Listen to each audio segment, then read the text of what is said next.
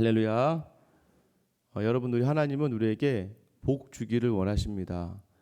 여러분 모두가 그 복된 그 삶 속에서 거하기를 원하시는 분이 우리 아버지 되시는 하나님의 마음이시죠. 여러분 그렇지 않습니까? 자녀가 살아가는 데 있어서 그 부모가 어찌 자녀가 잘 안 되기를 바라겠습니까? 잘 되고 또 잘 되고 잘 되고. 그런데 어떤 자녀를 볼 때마다 마음이 흐뭇하십니까? 여러분 자녀가요 좋은 직장 다니고 집도 뭐 커지고 뭐 이래저래 자녀들에 대한 복도 많은데 누가 봐도 괜찮은데 이 자녀가 매일 와서 힘들다, 살기 어렵다, 지친다 하면서 계속 이야기할 때마다 그 부모의 마음이 더 어려워지겠죠. 그러면서 그 자녀는 계속해서 아버지 좀 뭘 좀 더 줘야 될 것 같고, 어머니 이것 좀 더 해줘야 될 것 같고, 내가 예전에 살았던 환경보다 더 나은 환경을 살아가고 있음에도 불구하고 불평과 원망과 또 여러 가지 충분히 누릴 수 있는 것들을 누릴 수 있음에도 누리지 못하는 것을 보면 그 부모의 마음이 얼마나 안타깝겠습니까? 반대로요, 쟤는 뭐 가진 것도 없고 집에 뭐 별 아이들도 뭐 공부도 그럭저럭 하는 것 같긴 한데 뭐 별로 못하는 것 같고, 그런데도 불구하고 이 아들은 항상 이 딸은 올 때마다 엄마 난 너무 행복해요, 아버지 난 너무 좋아요, 아버지 너무 감사해요, 아버지 어머니 그 사랑에 내가 항상 감사를 담고 있어요라고 이야기하면서 매 순간마다 야 니네 괜찮냐?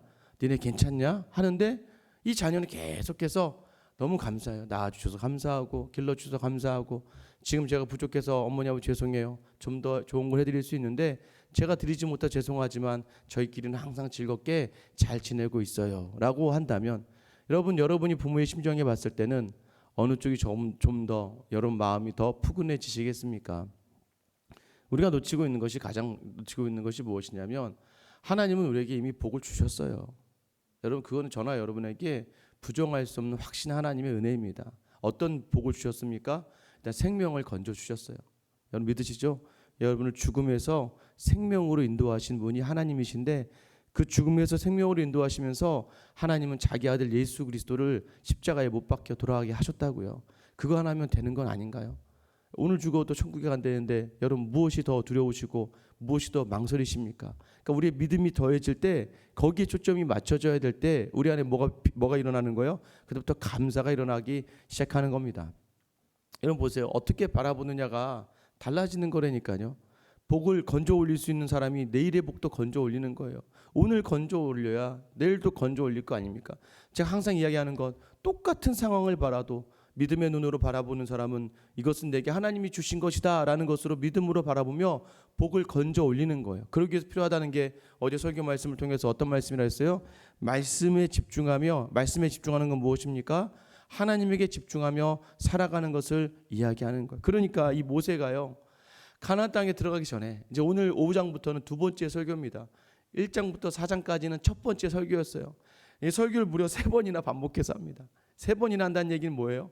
정말 그렇게도 너희가 복을 받고 살아가는 그 방법이 있는데, 정말 그 방법이 있는데 그 방법은 말씀에 순종하고 하나님만 바라보며 사는 삶이다. 봐라, 너희가 광야를 걸으면서 너희가 누린 축복을 한번 하나씩 헤아려 봐라. 얼마나 하나님이 기적과 이적과 능력으로 너와 함께 하시지 않았냐. 그리고 오늘 내게 주어진 자리에서 순종하고 감사하고 건져 올리는 그 복된 삶을 살기를 원하는 모세의 그 강한 심정을 여러분 오늘 본문을 통해서 읽어보셔야 되는 거예요. 이제 5장부터 26장까지 쭉 가면서 모세는 시내산에서 받았던, 호렙산에서 받았던 10계명을 중심으로 한 율법들을 가지고 재차 강조하는 내용이 계속해서 나옵니다. 그때 받았던 그 말씀이 우리에게 주는 실천적인 그러한 순종의 자세를 모세는 계속 이야기하고 있어요. 1절 말씀 보세요. 모세가 온 이스라엘 불러 그들에게 이르되 이스라엘아, 오늘 내가 너희의 귀에 말하는 규례와 법도를 듣고 그것을 배우며 지켜 행하라.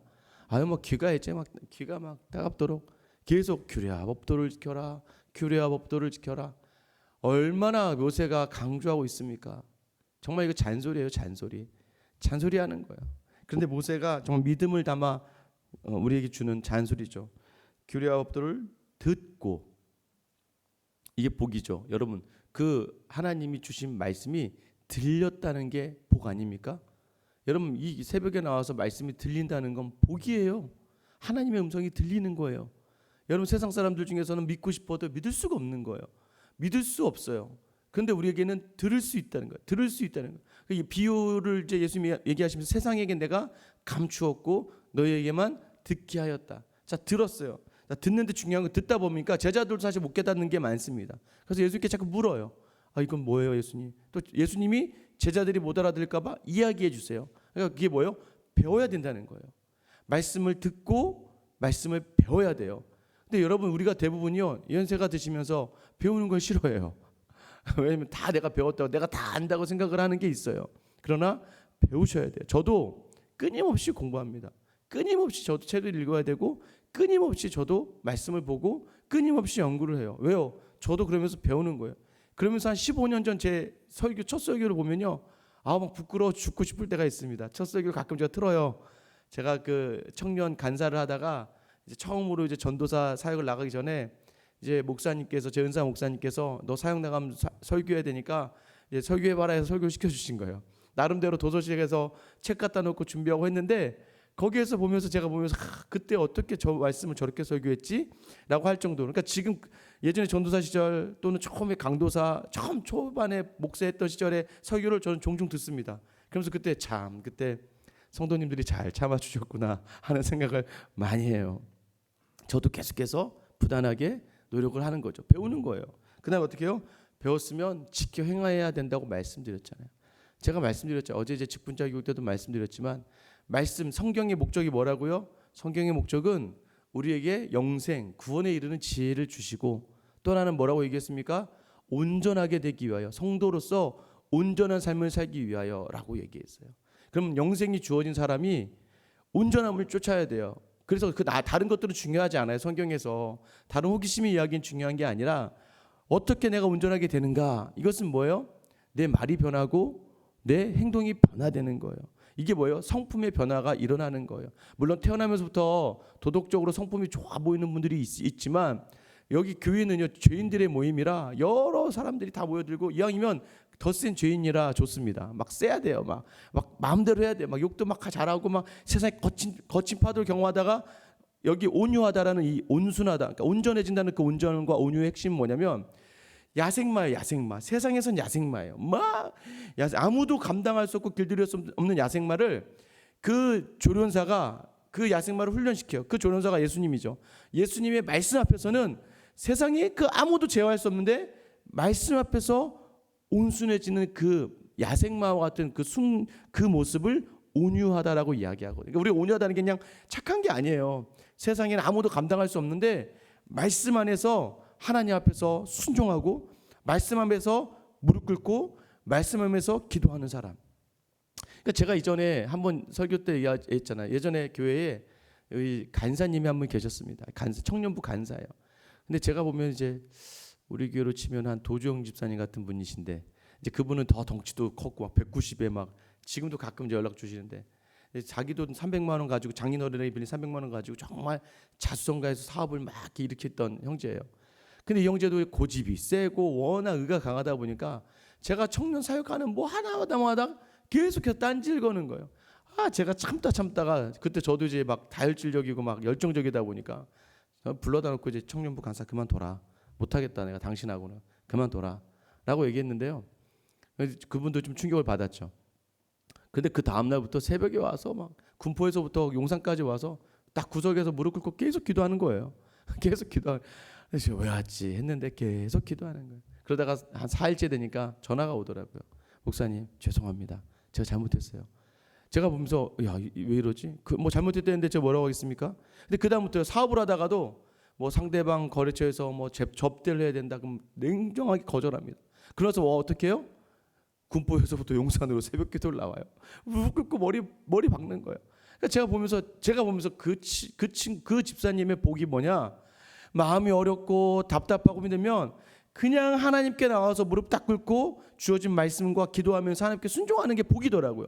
하나님 정말 그래서 제가 집사님은 정말 저랑은 좀 성향이 많이 달라요. 그래서 많이 싸우기도 했어요. 근데 요 근래 스승의 날이나 이럴 때 되면 항상 전화 옵니다. 목사님 너무 감사합니다. 저를 이렇게 만들어 주셔서 감사합니다. 하면서 전화가 제가 항상 그렇게 얘기해요. 아니에요 집사님. 집사님은 정말 하나님이 사랑할 수밖에 없어요. 다른 사람에겐 거칠어요. 다른 사람과 문제가 있을 수 있어요. 그러나 항상 마음의 어려움과 힘든 순간에 하나님 앞에 무릎을 꿇고 나오는 그 기도 가운데 성품의 변화가 일어나고 그 행동의 변화가 일어나게 되는 게 복인 거예요. 야, 그래서 사람에게 무릎 꿇는 게 아니에요. 하나님의 말씀 앞에, 하나님이 주시는 그 마음 앞에 겸손하게 나아가는 그게 너무나 복된 거더라고요. 여러분에게 이런 복이 있기를 축원합니다. 하나님 앞에서만큼은 정직하게, 솔직하게, 그리고 하나님 말씀 주시면 과감하게 그 말씀에 순종하면 어떻게 해요? 성품이 변화돼요. 그리고 내 행동이 변화돼요. 제가 그래서 어제 집에 가서 또 아내에게 물어봤잖아요. 물어보려다가 못 물어봤습니다. 안 변했다고 그럴까봐. 막 아내한테 또 가서 그래도 내가 목사하고 좀 변했지라고 물어보려다가 그때 마침 저희 둘째에게 소리 짓는 바람에 제가 물어보지 못했지만 여전히 그것도 자랑할 것이 아니구나라는 생각을 하게 됐지만 여전히 말씀이 오시면 그 말씀대로 순종하는 인품의 성품의 변화가 있어야 되는 것이죠. 오늘 이 말씀은 듣고 배우고 지켜라. 이것을 처음에 어디서 하셨다고요?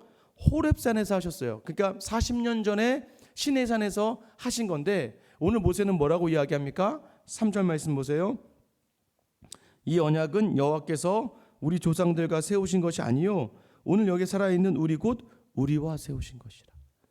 여러분 1차적으로는 40년 전 시내산에서 출애굽했던 첫 세대에게 했던 말씀이었고 그러나 그것이 그들에게 한 것이 아니라 40년 후 광야에서 새로 태어난 새로운 세대들을 지금 가나안에 들어가기 전에 있는 세대들에게 우리에게 하신 말씀이야 라고 얘기하는 것은 본질적으로는 지금 오늘 이 새벽 기도에 나와서 이 말씀을 듣는 여러분과 저에게 주시는 말씀이라는 거예요. 말씀의 현재성이라는 게 있어요. 이 말씀이 우리에게 지금 이 수천 년 전에 하나님이 그 백성에게 주셨던 그 말씀은 오늘 수천 년이 지난 지금의 하나님의 백성인 우리에게 주시는 말씀이다라는 거예요. 그러니 그때 임하셨던 그 약속 그대로 오늘 우리에게 동일하게 그 약속을 지키는 자에게 복을 주실 거다라고 하는 거예요. 그 말씀이 어떻게 주셨습니까?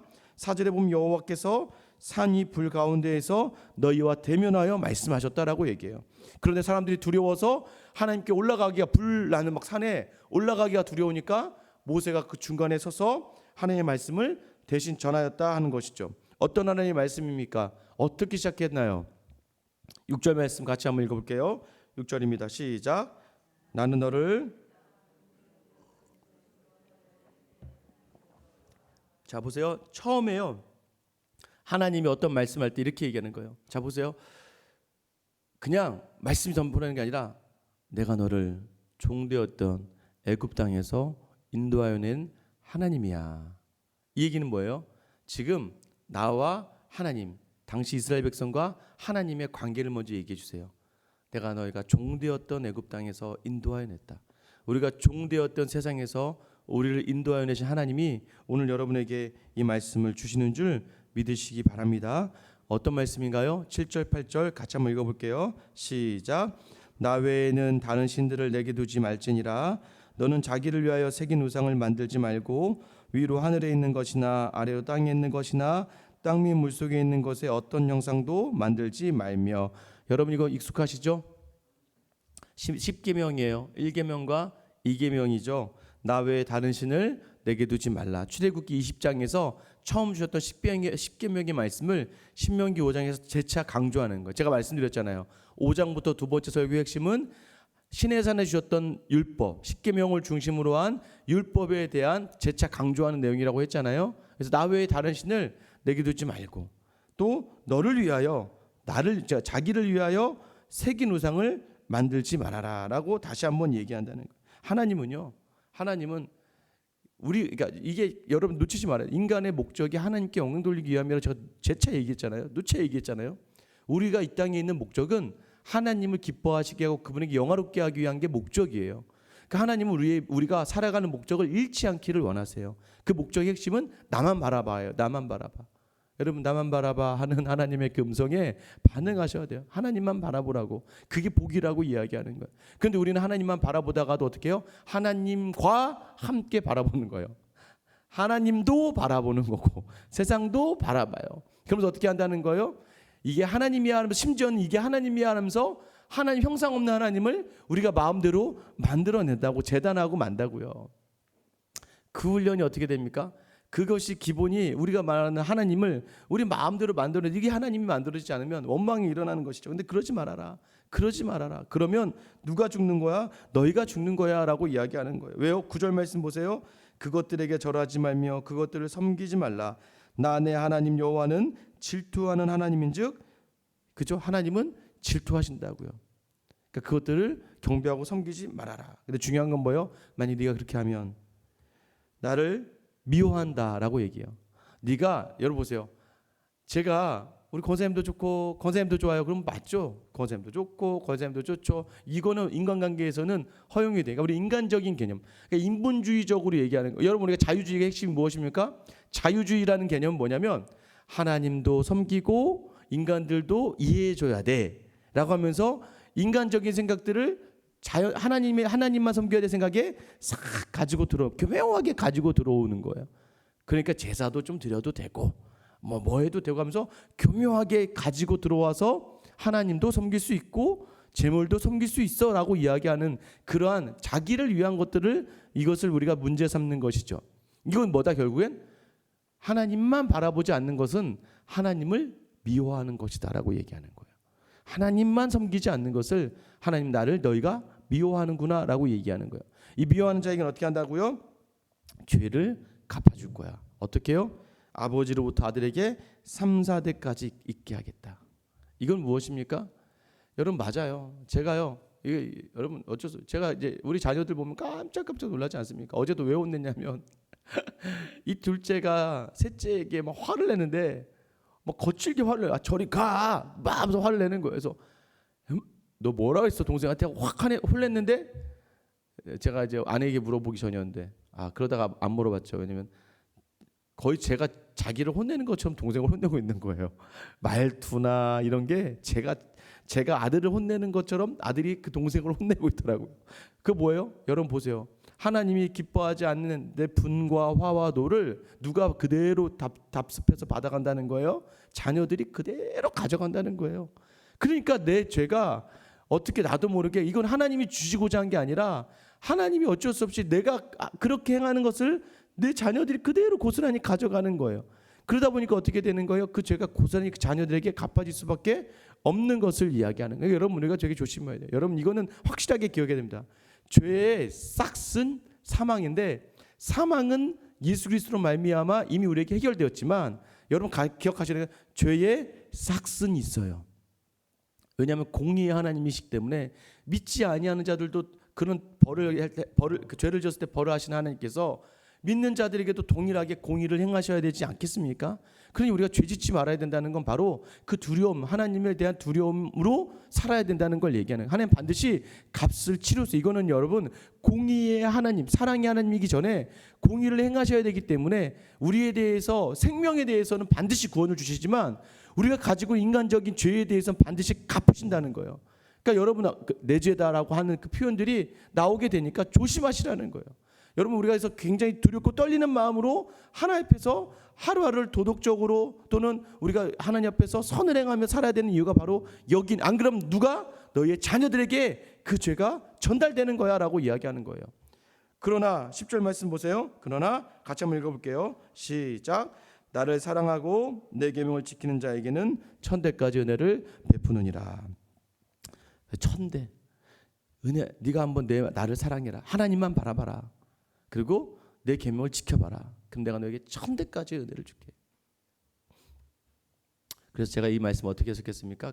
가게에 흐르는 저주가 아니라 내 저주가 연결되는 것이 아니라 사실은 그리할지라도 네가 하나님만 바라보며 회개하면 나는 너에게 복 줄 거야 라고 얘기하는 거예요. 어떻게 해요? 하나님은 은혜에 초점을 맞추시는 분이에요. 이 저주 3, 4대는 작은 거잖아요. 그러나 1000대는 엄청나잖아요. 그러니까 여러분 이 말씀을 자꾸 여기에 초점을 맞추면 하나님이 두려워요. 그래서 무서운 마음으로 하나님을 섬겨요. 그런데 우리는 어디 초점을 맞춰야 되냐면 3, 4대까지 이를지라도 사랑하고 계명 지키면 1000대예요. 3, 4대쯤은 아무것도 아닌 게 돼버리는 거예요. 그래서 은혜의 하나님으로 우리가 가는 거예요. 근데 나는요 라고 생각할 때가 있습니다. 나는요. 제가 이제 뭐 존경하는 목사님 중에 한 분이 이제 뭐 분당 우리교회 이찬수 목사님 참 존경합니다. 제가 신대원 때부터 굉장히 항상 많은 설교를 들었어요. 제가 제일 많이 들었던 설교가 아마 그분 설교였던 것 같아요. 저랑 한 번도 그분과 대면한 적은 없습니다. 뭐 신학대학원 오셔서 강의도 하셨고 했지만, 근데 제가 이 교회 오기 전에 이 교회 오면서 제가 이제 그분에게 좀 메일을 하나 보냈어요. 메일을 보내서 그래도 제가 제일 많이 들었던 설교니까 그래도 나름 저에게는 많은 영향을 주셨고, 그래서 제가 이제 이렇게 목사님처럼 저도 사역을 하겠습니다라고 메일을 보냈는데 뭐 그래도 답장이 왔습니다. 목사님 기도하고 후원합니다 하면서 연락이 왔는데요. 근데 저는 그분을 보면서 그분 항상 얘기해요. 제가 뭐 잘난 게 없고 아무것도 가진 게 없는데 어떻게 이런 교회가 되겠습니까? 라고 이야기하시면서 하신 말씀이 있어요. 근데 저는요 항상 그럴 때마다 그분의 아버지 생각을 많이 해요. 그분의 아버지께서 이제 작은 교회 목사님이셨는데 교회가 너무 어려워지니까 어떻게 합니까? 40일 금식 기도를 가시다가 금식하는 중에 돌아가셨어요. 여러분 이게 말이 됩니까? 어떻게 교회를 위하여 금식 기도를 하러 갔는데 거기서 돌아가실 수가 있습니까? 그래서요 나중에 그 충격 때문에 아마 이제 거의 말씀을 더 못하셨지만 아마 어머니부터 교회와의 관계가 더 어려워지고 막 더 힘들어지고 하면서 어쩔 수 없이 먹고 살기 위한 이제 그 떠난 곳이 미국이었고 미국에서도 굉장히 힘들고 어려운 시간들을 보냈다고 하시더라고요. 그런데 하나님께서 은혜를 주셔서 교회 안에서 회복하게 하시고 교회 안에서 은혜를 주셔서 하나님께서 주신 사명 가지고 한국에 돌아왔고, 그러니 해석이 안 되는 거예요. 왜 분당 우리 교회라는 그 교회가 그렇게까지 복에 복을 더하는 교회가 되었나, 그 해석이 되지 않는데 저는요 그 아버지의 금식의 기도가 반드시 그 아들에게 하나님께서 기억하시고 복을 주신 거라고 생각해요. 물론 아버지를 생각하면 우리는 야 그렇게 인생이 끝나면 너무 억울하지 않나? 라고 하지만 지금 하늘나라에 있는 그 목사님의 아버지가 바라볼 때 얼마나 하나님께 큰 영광을 돌리고 있을까요? 여러분 저는 그렇게 생각해요. 제가 잘 되고 물론 자녀들이 더 잘 되면 좋겠죠. 그러나 하나님의 나라를 위하여 한국 교회를 위하여 또 그렇게 쓰임받을 수 있다면 얼마나 좋을까라는 생각을 하고, 여전히 저도 마찬가지입니다. 저도요 사역을 하면서 지칠 때쯤이면 항상 힘이 나는 부분이 어디냐면 지금도 여전히 여러분 이 시기에 우리가 눈을 뜨고 있는 이 시간에도 저를 위해서 기도하시는 저희 부모님들 두 분이 생각이 나요. 뭐 여전히 뭐 저희 부모님들이 이 땅을 살아가면서 세상의 영광과 영화를 누리지 못했죠. 계속해서 어려워지고 힘들어지고, 저희 아버지에게도 어머니에게도 어제 말씀을 준비하다가 문득 감사하다는 생각이 들어서요. 어제 부모님께도 문자를 좀 드렸습니다. 어머니 아버지 항상 감사합니다. 이제 위임식 날짜도 정해지면서 늘 감사하고 있어요라고 했는데 참 저희 아버지는 요즘에 저를 이제 아들이라고 부르지 않습니다. 어느 순간부터 저를 목사님으로 부르기 시작하시면서 목사님 하면서 너무나 큰 은혜고 기쁨이고 감사하고 보람이다라고 하시더라고요. 저희 아버지에겐 제가 그냥 목사로서 교회를 섬기는 게 너무나 감사하고 큰 은혜신 것 같더라고요. 그럼 다시 한번 저도 그러죠. 여전히 기도하시는 그분에게 부끄럽지 않은 목사가 되기 위해서 살아내야지. 그래서 오늘도 하루를 생각해 보니까 제게 너무나 복이 있는 것은 이 자리를 감당해냄에 있어서 저를 돕는 수많은 기도가 있고, 또 저를 위해 수고해 주시는 많은 성도님들이 있고, 또 함께 걸어가는 그러한 하나님이 늘 동행하시는 말씀이 있기 때문 아니겠습니까? 오늘 여러분 어떻게 하루를 살아내시겠습니까? 오늘 우리에게 주시는 말씀이에요. 나만 사랑해라. 나만 바라봐라. 오늘 내게 주시는 그 말씀을 듣고 하나님이 원하시는 대로 세상의 것보다 하나님께 초점을 두면서 오늘 하루 여러분 안에 거하시는 하나님과 동행함으로 천국을 누리는 귀한 하루가 될 수 있기를 예수님의 이름으로 축원합니다. 이 시간 한번 기도하실게요. 여러분 지금 기도하실 때요, 하나님 저에게 복 주십시오.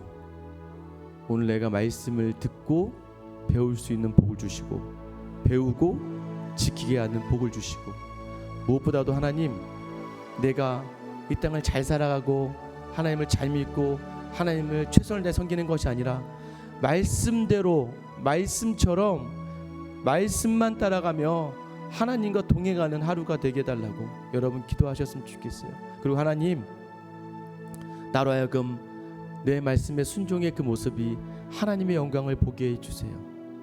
하나님은 여러분으로 하여금 결코 후회하지 않게 이끄실 분이십니다. 여러분 반드시 하나님께서 지켜주실 거예요. 저는 확신합니다. 여러분 오늘 새벽에 나와 드리는 우리의 마음 그대로 하나님 온전히 설 수 있게 기도하시고요. 우리 생수한교회가 말씀 이상으로 넘어가지 않는 교회가 되게 해달라고 여러분 기도하셨으면 좋겠어요. 코로나 사태가 계속되고 있습니다. 이 상황 속에서 한국교회의 지혜를 주셔서 지혜롭게 예배하고 지혜롭게 모임 가지며 다시 한번 우리 믿음의 자리를 회복할 수 있는 이 코로나 속에서 한국교회가 되게 해달라고 기도해 주시고요. 우리 미얀마를 수고하시는 김기욱 선교사님, 교회 센터권과 또 코로나로 인해 잠시 한국에 들어와서 이제 파송교회와 센터 진행권에 대해서 이제 후원받는 그런 과정 속에 있습니다. 하나님이 길을 열어주시고 한국에서의 건강과 안전을 지켜주시고 또 잘 준비되어져서 다시 미얀마로 향할 수 있도록 여러분 이 시간 나와 교회와 이 한국사의 한국교회와 우리 김교선 위해서 우리 시간 주님 이름 한번 부르며 기도하며 나가겠습니다. 주여